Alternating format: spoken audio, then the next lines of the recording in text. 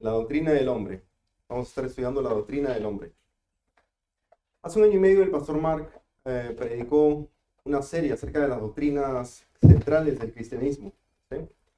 Todas sus enseñanzas están resumidas brevemente en este folleto. No sé si lo recuerdan.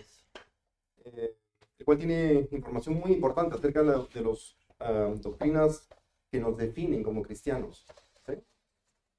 Cada doctrina tiene más o menos 10 puntos y cada punto viene acompañado de una serie de versículos bíblicos. Así que cuando lo estudien, agarren sus Biblias y van a aprender muchísimo porque es de mucho provecho. Yo tuve el privilegio de enseñarles primero la doctrina de la Biblia, la número 1, y luego enseñé la doctrina de Dios, que es la número 2. Hoy día vamos a estar estudiando la doctrina del hombre, que es la doctrina, la sección número 3. Y algunas de las preguntas que vamos a estar respondiendo el día de hoy en este estudio son: ¿cuál es nuestro origen? ¿Sí? ¿Cuál es nuestro origen? ¿Y para qué nos hizo Dios? ¿Qué géneros escogió Dios para nosotros? A los ojos de Dios, ¿cuál es nuestro estado de justicia al nacer? ¿Sí? Muchas personas se preguntan eso, ¿no? ¿Qué nos controla? ¿Nos debe Dios algo? ¿Y cuál es el fruto de nuestras obras? Y también, ¿cuál es nuestra mayor necesidad como personas? ¿Sí? Como introducción, vamos al libro de Romanos. Es una sección un poco larga, pero agarren sus Biblias y acompáñenme al libro de Romanos capítulo 1, versículo 18 en adelante. Romanos 1, 18 en adelante. Leo de la Nueva Biblia de las Américas. Porque la ira de Dios se revela desde el cielo contra toda impiedad e injusticia de los hombres, que con injusticia restringen la verdad. Pero lo que se conoce acerca de Dios es evidente dentro de ellos, pues Dios se lo hizo evidente. Porque desde la creación del mundo, sus atributos invisibles, su eterno poder y divinidad, se han visto con toda claridad, siendo entendidos por medio de lo creado, de manera que ellos no tienen excusa. Pues aunque conocían a Dios, no lo honraron como a Dios, ni le dieron gracias, sino que se hicieron vanos en sus razonamientos, y su necio corazón fue entenebrecido. Profesando ser sabios, se volvieron necios, y cambiaron la gloria del Dios incorruptible por una imagen en forma de hombre corruptible, de aves, de cuadrúpedos y de reptiles. Por lo cual, Dios los entregó a la impureza en la lujuria de sus corazones, de modo que deshonraron entre sí sus propios cuerpos, porque ellos cambiaron la verdad de Dios por la mentira, y adoraron y sirvieron a la criatura en lugar del Creador, quien es bendito por los siglos. Amén. Por esta razón Dios los entregó a pasiones degradantes, porque sus mujeres cambiaron la función natural por la que es contra la naturaleza. De la misma manera, también los hombres, abandonando el uso natural de la mujer, se encendieron en su lujuria unos con otros, cometiendo hechos vergonzosos hombres con hombres, y recibiendo en sí mismos el castigo correspondiente a su extravío. Y así como ellos no tuvieron a bien reconocer a Dios, Dios los entregó a una mente depravada, para que hicieran las cosas que no convienen. Están llenos de toda injusticia, maldad, avaricia y malicia, llenos de envidia, homicidios, pleitos, engaños y malignidad.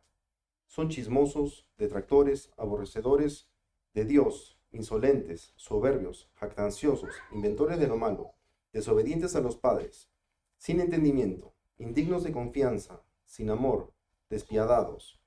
Aunque ellos conocen el decreto de Dios, que los que practican tales cosas son dignos de muerte, no solo las hacen, sino que también dan su aprobación a los que las practican. Wow. Un poco fuerte, ¿no? Pero ese es el resumen de casi todo lo que vamos a ver hoy. ¿Sí? El punto número 1 contesta la pregunta: ¿cuál es nuestro origen? ¿Cuál es el origen del hombre, de la humanidad? ¿Sí?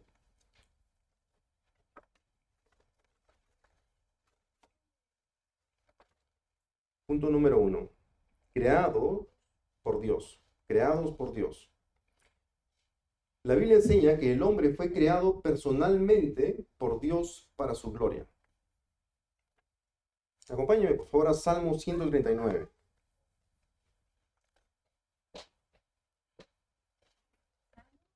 Salmos 139.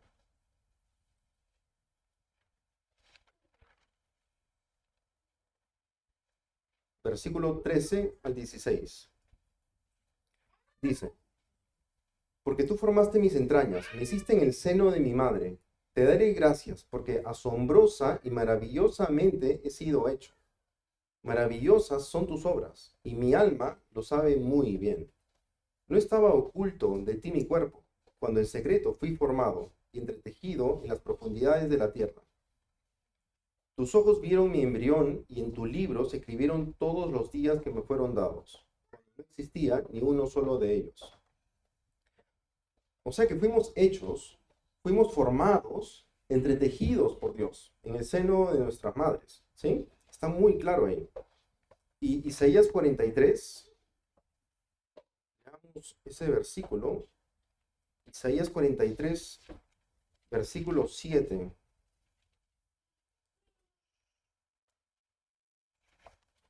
Dice, a todo el que es llamado por mi nombre, a quien he creado para mi gloria, a quien he formado y a quien he hecho.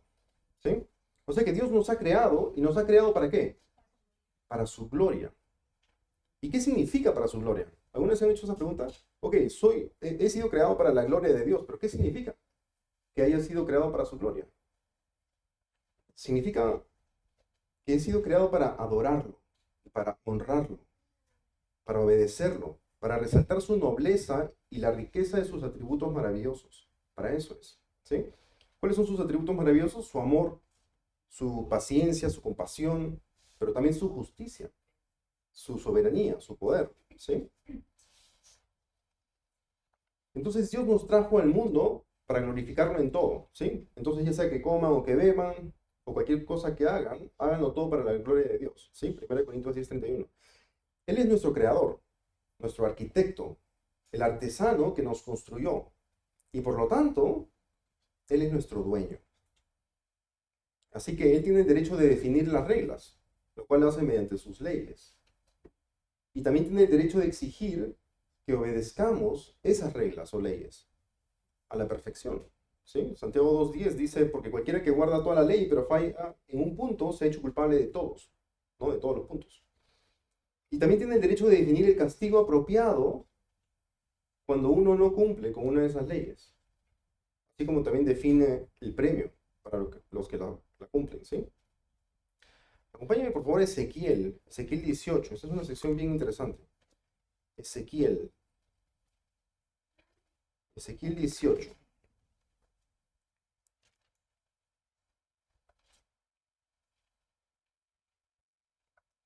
Versículo 4 a 9.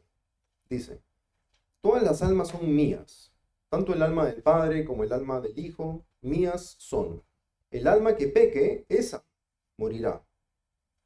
Pero el hombre que es justo y practica el derecho y la justicia, no come en los santuarios de los montes ni levanta sus ojos a los ídolos de la casa de Israel. No deshonra a la mujer de su prójimo, ni se acerca a una mujer durante su menstruación. Ese hombre no oprime a nadie, sino que devuelve al deudor su prenda. No comete robo, sino que da su pan al hambriento y cubre con ropa al desnudo. No presta dinero a interés, ni exige con usura. Retrae su mano de la maldad y hace juicio verdadero entre hombres y hombre, entre hombre y hombre. También ande mis estatutos y mis ordenanzas. Obrando fielmente, ese hombre es justo. Ciertamente vivirá, declara el Señor Dios.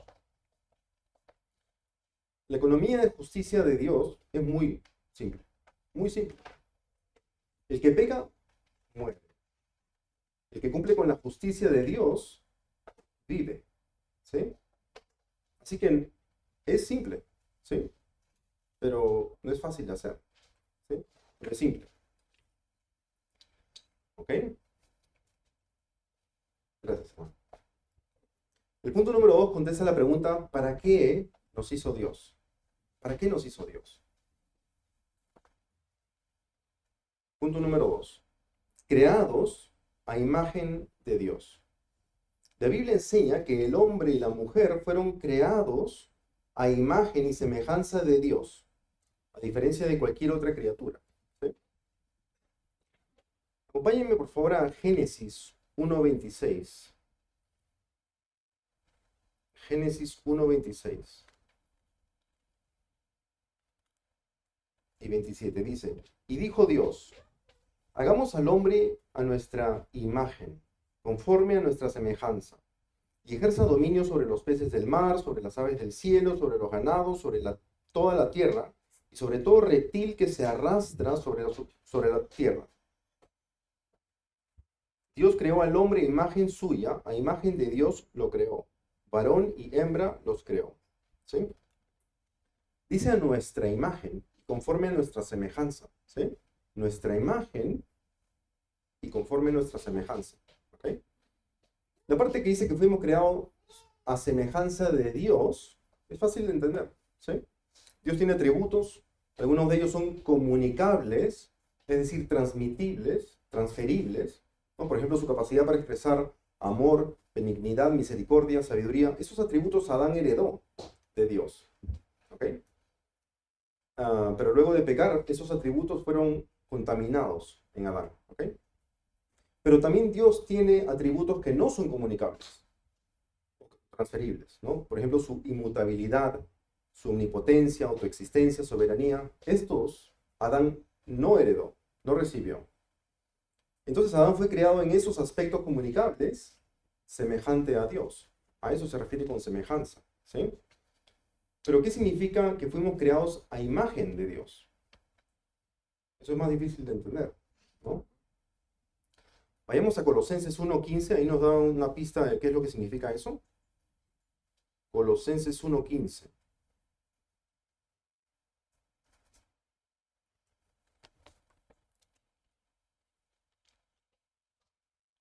Colosenses 1:15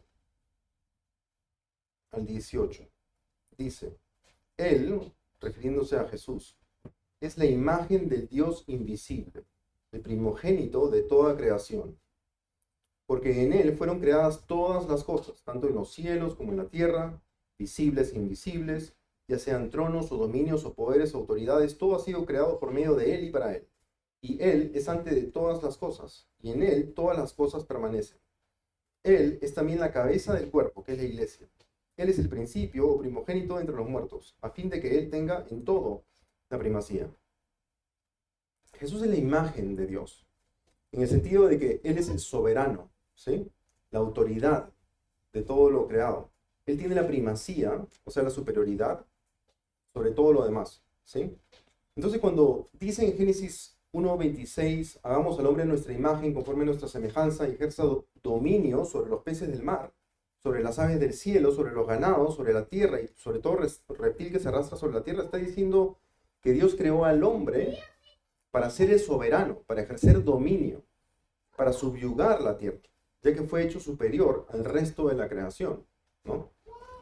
Entonces cuando Adán pecó, perdió su semejanza y también su capacidad para reflejar la gloria e imagen de Dios, ¿sí? Sin embargo, aquellos de nosotros que hemos nacido de nuevo, es decir, del Espíritu, Dios ha empezado a trabajar en nosotros para hacernos reflejar la gloria de Cristo, que es la imagen de Dios, 2 Corintios 4:4. Vayamos para allá, vayamos a 2 Corintios un segundo. 2 Corintios, vamos a leer el capítulo 3, versículo 18. 2 Corintios 3:18. Dice, pero todos nosotros, con el rostro descubierto, contemplando como en un espejo la gloria del Señor, estamos siendo transformados en la misma imagen de gloria en gloria, como por el Señor el Espíritu. Así es. Dios nos está restaurando y completará y perfeccionará esa restauración hasta el día de Cristo Jesús. ¿Sí? Que así sea, ¿no? O sea que cada día nos parecemos más a Cristo. ¿Sí? Los verdaderos cristianos cada día se parecen un poco más a Cristo. Obviamente es como el stock market, ¿no? Que a veces sube 2 y baja 1. Así somos, ¿no? A veces nos tropezamos, pero si verdaderamente somos cristianos vamos a seguir hacia arriba, ¿sí? De gloria en gloria. El punto número 3 contesta la pregunta, ¿qué géneros escogió Dios para nosotros? ¿Sí? Parece un poco básica, pero en esta cultura es mandatorio aclarar eso, ¿sí? ¿Qué géneros escogió Dios para nosotros. Punto número 3 dice, creados varón y hembra. La Biblia enseña que el género, masculino y femenino, está diseñado y asignado por Dios para reflejar su gloria y cumplir su propósito en las relaciones, en el matrimonio y la maternidad. Exactamente, o sea, como lo hemos leído en Génesis 1:27, ¿no? Que dice, Dios creó al hombre a imagen suya, imagen de Dios lo creó, varón y hembra los creó. Está muy, muy claro para el que lo quiera ver, también para los que no quieren verlo, que solamente hay dos géneros, varón y hembra, hombre y mujer, masculino y femenino, nada más, ¿sí? Vayamos a Mateo 19. Mateo 19, versículo 4 y 5.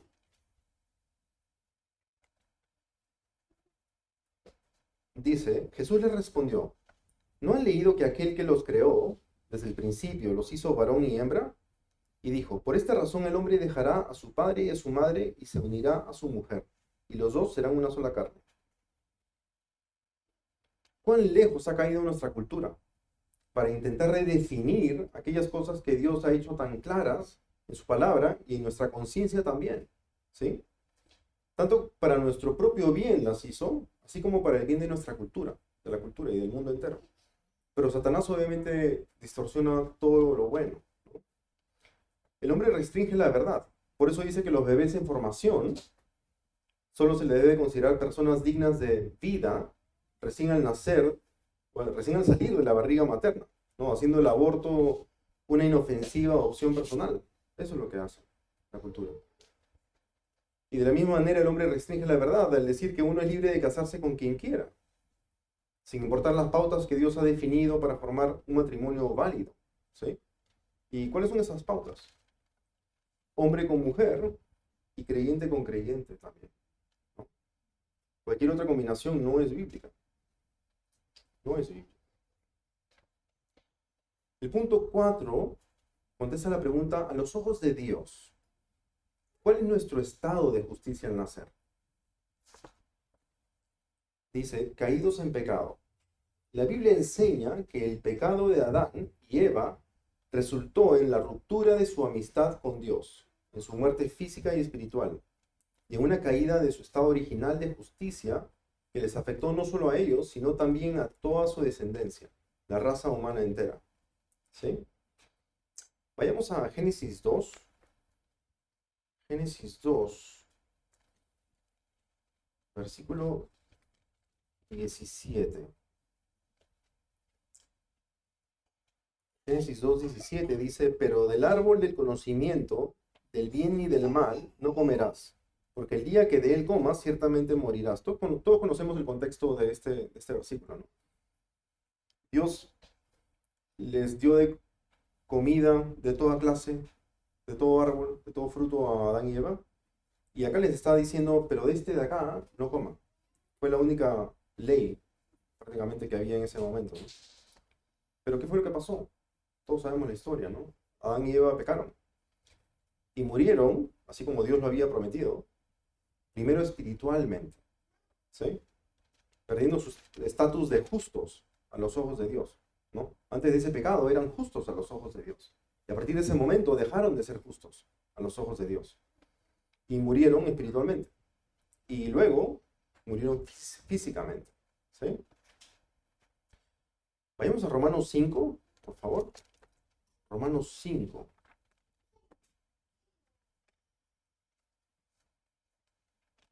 Romanos 5, versículo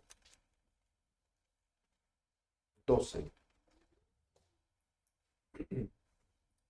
5:12. Dice, por tanto, tal como el pecado entró en el mundo por medio de un hombre, y por medio del pecado la muerte, así también la muerte se extendió a todos los hombres, porque todos pecaron.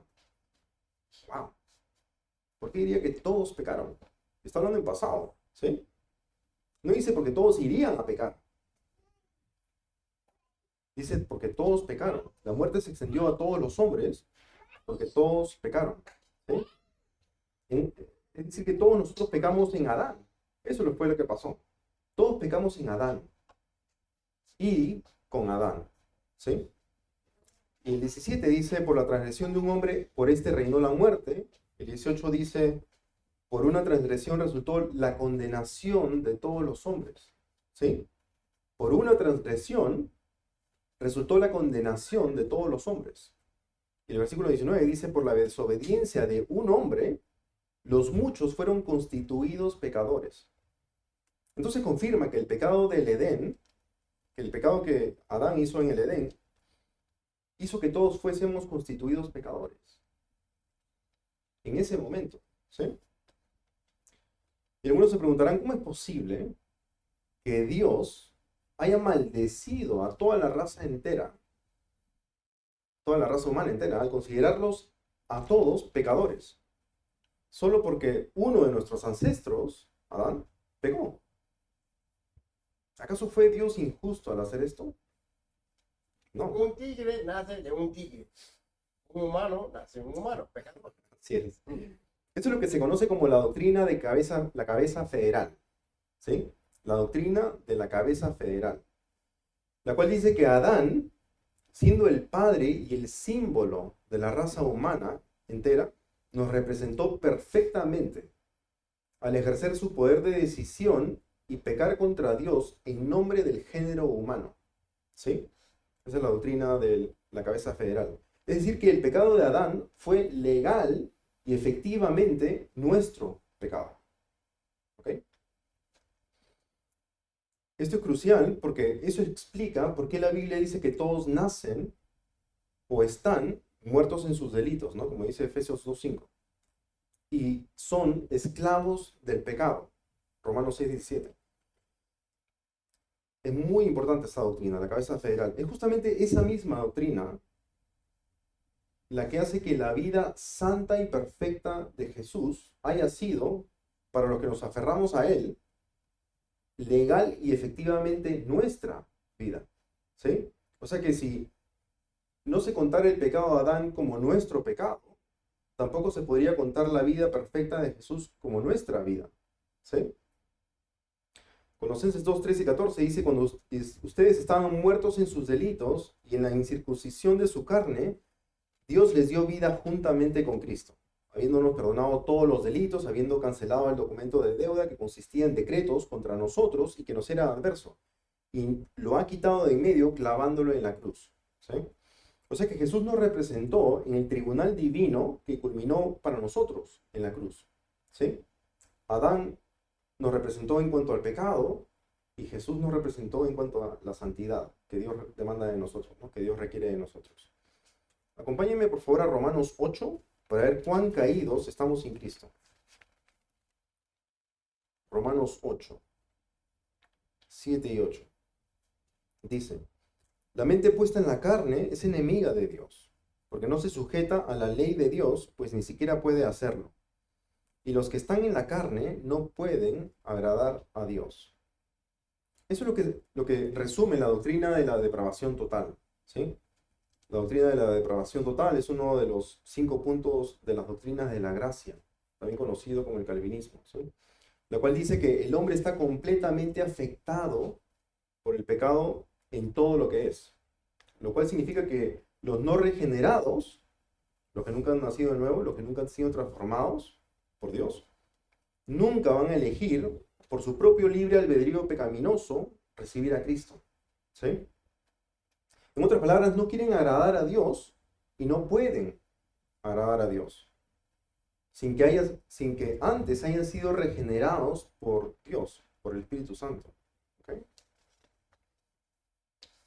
Estoy seguro que tienen preguntas, así que vamos a esperar hasta el final para responderlas. ¿Okay? Vamos a dar unos minutos ahí. El punto número 5 contesta la pregunta, ¿qué nos controla? ¿Qué es lo que nos controla? ¿Qué es lo que controla nuestras vidas? Y hay mucha gente que dice, bueno, a mí no me controla nada.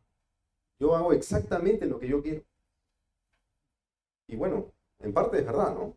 El problema es que su corazón, lo único que quiere es el pecado. O sea que lo que realmente lo controla es su corazón. Y eso es justamente lo que dice la Biblia. El punto 5 dice, gobernados por el corazón. La Biblia enseña que las motivaciones actitudes, pensamientos, palabras y acciones del hombre provienen de su corazón.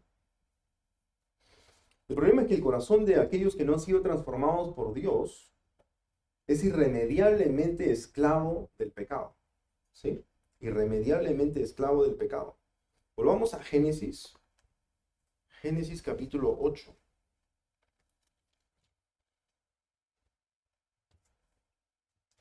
Génesis 8, 21 dice: dijo el Señor para sí, nunca más volvería a maldecir la tierra por causa del hombre, porque la intención del corazón del hombre es mala desde su juventud. Mala desde su juventud. Y Marcos 7, 21 al 23 dice, porque de adentro del corazón de los hombres salen los malos pensamientos, fornicaciones, robos, homicidios, adulterios, avaricias, maldades, engaños, sensualidad, envidia, calumnia, orgullo e insensatez. Todas estas maldades de adentro salen y contaminan al hombre. Entonces no es que de afuera entran cosas para contaminarnos, sino que de adentro, es decir, de nuestro corazón, es que salen cosas ya contaminadas, ¿no? Estamos hablando espiritualmente, claro, ¿no? Porque de hecho hay un virus, ¿no? Que viene de afuera y que, ¿no? Pero estoy hablando espiritualmente, ¿no? Ese es el contexto. Así que nunca debemos de confiar en nuestro corazón. No debemos de confiar en nuestro corazón, ¿sí? Y aún así, ¿no? Con estas advertencias que la Biblia nos dice que no confíen en el corazón porque es engañoso sobre todas las cosas, aún así de vez en cuando escuchamos pero es que yo lo amo, ¿no? Yo lo amo. Y uno dice, un ratito.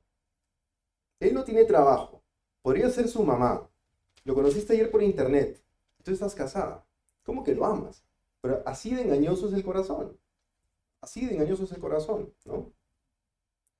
Jeremías 17:9, todo el mundo lo conoce. Dice, más engañoso que todo es el corazón y sin remedio.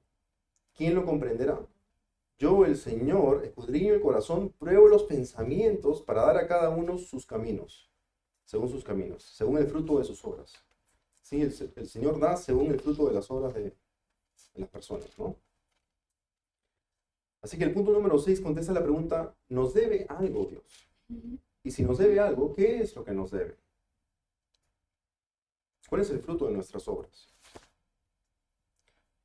El punto número 6 dice, bajo la ira de Dios. La Biblia enseña que el hombre caído está bajo condenación y puede contar con la manifestación completa de la ira de Dios al final. ¿Sí? Vayamos a Romanos 2. Romanos 2.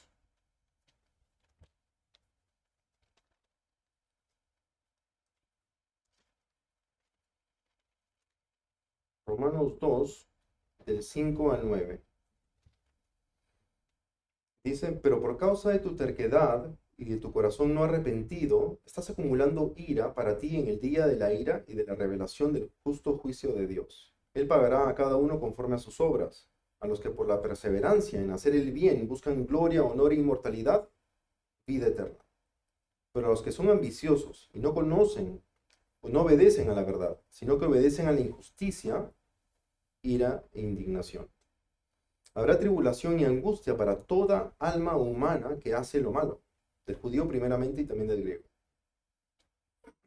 Alguien podría preguntar un ratito, ¿cómo es que un Dios de amor puede manifestar su ira de esa manera? ¿No? Ese es realmente uno de los argumentos más poderosos que tienen los no creyentes, ¿sí? ¿Cómo un Dios puede mandar a los que no aceptan la verdad que Él ha revelado al infierno por toda la eternidad? ¿Sí? Y dicen, ¿acaso Dios no nos ama? ¿Dios no ama a todos? ¿No? Claro que no, que nos ama. ¿Sí? Vayamos a Juan, ahí vamos a ver cuánto nos ama. O cómo nos ama. Juan 3, como seguramente muchos de ustedes lo han adivinado. Juan 3:16. Porque de tal manera amó Dios al mundo que dio a su Hijo unigénito para que todo aquel que cree en Él no se pierda, sino que tenga vida eterna. ¿No? Pero no hay que parar de leer ahí, ¿sí? Hay que seguir con los otros dos versículos. Porque Dios nos envió Porque Dios no envió a su Hijo al mundo para juzgar al mundo, sino para que el mundo sea salvo por él. El que cree en él no es condenado, pero el que no cree ya ha sido condenado, porque no ha creído en el nombre del unigénito Hijo de Dios. ¿Sí? Y si saltan un poquito más adelante, en el versículo 36 dice, el que cree en el Hijo tiene vida eterna, pero el que no obedece al Hijo no verá la vida, sino que la ira de Dios permanece sobre él. ¿Sí? Y también leemos en Mateo 25:46, estos irán al castigo eterno, pero los justos a la vida eterna. ¿Sí? Son palabras de Jesús. Y en 2 Pedro 2:9 dice, el Señor pues sabe rescatar de tentación a los piadosos y reservar a los injustos bajo castigo para el día del juicio. ¿Sí? Y también en Apocalipsis 20:15 dice, y el que no se encontraba inscrito en el libro de la vida fue arrojado al lago de fuego. ¿No? O sea que hay una infinidad de versículos que nos dicen que Dios expresa su ira eterna contra algunos. ¿Sí? Espero que no haya duda sobre eso, ¿no? Entonces, dado que todos hemos sido creados por Dios, y por lo tanto Él es dueño, Él es nuestro dueño y nuestro amo, ¿sí? Y dado que fuimos creados a imagen de Dios, con el fin de reflejar la gloria de Dios, pero pecamos y así manifestamos la corrupción que hay en nuestro propio corazón, y por eso estamos bajo la ira de Dios. Entonces, el hombre necesita urgentemente un Salvador, ¿sí? Ese es el punto número 7, ¿no? Que contesta la pregunta, ¿cuál es nuestra mayor necesidad? ¿Cuál es nuestra mayor necesidad? Necesitamos un Salvador. La Biblia enseña que el hombre es incapaz de salvarse de la ira de Dios debido a su pecado. ¿Sí? ¿Por qué? Porque Dios exige obediencia absoluta, sumisión completa, perfección moral y santidad total. Y nada de eso lo puede obtener uno que tiene un corazón caído y depravado. No quiere ni puede complacer a Dios esa persona, ¿no? Si no has declarado a Cristo como el Salvador de tu vida, entonces no puedes cumplir con lo que Dios exige. Por otro lado, si sí has declarado a Cristo como el Salvador de tu vida, no necesitas cumplir con lo que Dios exige porque Jesucristo ya lo hizo por ti. ¿Sí? A veces no lo creemos, ¿no?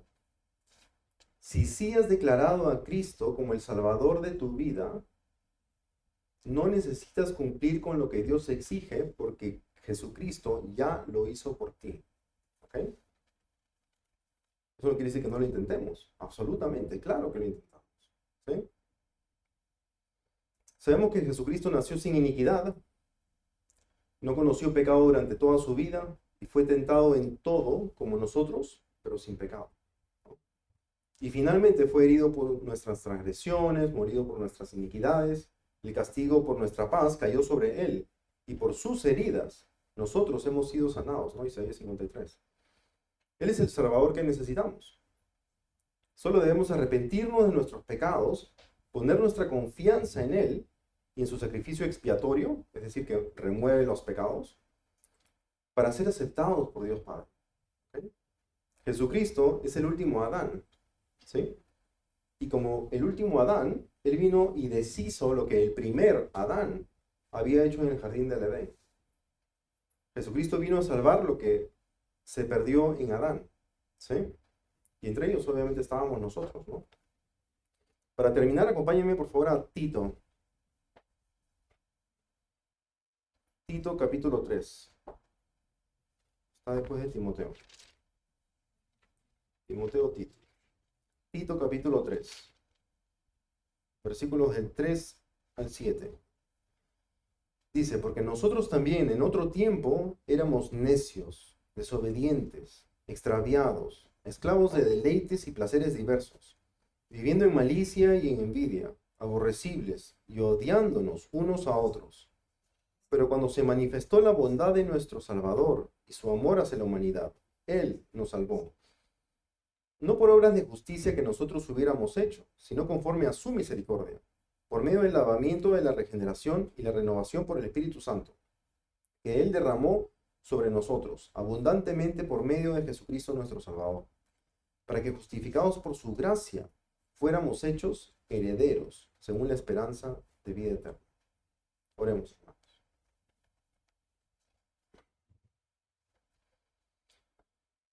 Padre, gracias por mostrarnos quiénes verdaderamente somos a la luz de tu palabra, la Biblia. Ayúdanos a vivir lo que aprendemos en tu palabra. No para ganarnos tu aprobación, porque Jesús ya la ganó para todos nosotros en la cruz, sino para complacerte, porque eres nuestro Padre, porque tú nos amaste y nosotros también te amamos.